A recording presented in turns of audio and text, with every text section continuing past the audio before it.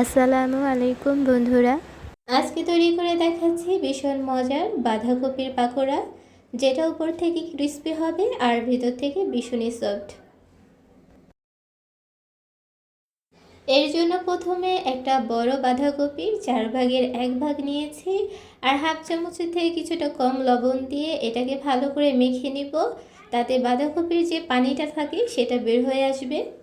দেখতেই পাচ্ছ বন্ধুরা কতটা পানি বের হয়েছে, আর যতটা সম্ভব হাত দিয়ে চেপে চেপে পানিটাকে ঝরিয়ে নিতে হবে। এখন এখানে দিয়ে দিচ্ছি 1 চামচ লাল মরিচের গুঁড়ো, হাফ চামচ দিয়ে দিচ্ছি হলুদের গুঁড়ো, আর হাফ চামচ দিয়ে দিচ্ছি ভাজা জিরের গুঁড়ো, আর দিয়ে দিচ্ছি হাফ চামচ ধনিয়ার গুঁড়ো, আর দিয়ে দেবো স্বাদ মতো লবণ। যখন মাখানো হয়েছে তখন কিন্তু লবণ দিয়ে মেখেছিলাম, তাই লবণের পরিমাণটা বুঝে দিতে হবে। দিয়ে দিচ্ছি হাফ চামচ আদা রসুন বাটা, আর এখানে মিডিয়াম সাইজে 3টা পেঁয়াজ কুচি নিয়েছি। পেঁয়াজটাকে এভাবে হাত দিয়ে একটু ছাড়িয়ে দিচ্ছি।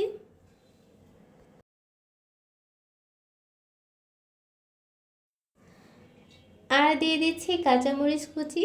কাঁচামরিচ তোমাদের ইচ্ছে মতো দিতে পারো, যে যেভাবে ঝাল খেতে পছন্দ করে সেভাবে দিলেই হবে। ধনিয়া পাতা কুচি দিয়ে দিচ্ছি হাফ কাপের মতো। পাকোড়াটা যাতে মুচমুচে হয় এর জন্য 2 টেবিল চামচ চালের গুঁড়ো ব্যবহার করছি। কেউ চাইলে চালের গুঁড়ো না দিতে চাইলে এখানে একটা ডিম ব্যবহার করতে পারো।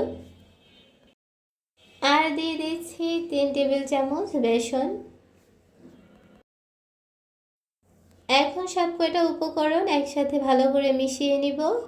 আর এখানে এক্সট্রা কোনো পানি দেওয়ার কোনো দরকার নেই। পেঁয়াজ থেকে আর ধনিয়া পাতা থেকে এমনিতেই পানি ছেড়ে দিবে, তাতেই এটা ভালোভাবে মিশে যাবে। কড়াইতে পরিমাণ মতো তেল নিয়েছি। তেলটা যখন গরম হয়ে গেছে তখন এখানে পাকোড়াগুলো এভাবেই ছোট ছোট করে ছেড়ে নিব। পাকোড়াটা হাত দিয়ে সুন্দর মসৃণ করার কোনো প্রয়োজন নেই, এভাবেই পাকোড়াটা দেখতে বেশি ভালো হয়। লো হিটে 5 মিনিটের জন্য ভেজে নিব। এক পাশ ভাজা হয়ে গেলে উল্টে আরেক পাশ ভেজে নিব।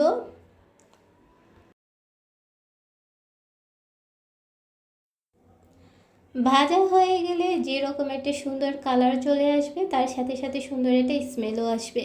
তো একই নিয়মে সব কটা পাকোড়া আমি ভেজে নিব। তো দেখতেই পাচ্ছ বন্ধুরা কতটা সুন্দর হয়েছে, আর খেতে কিন্তু ভীষণই মজার।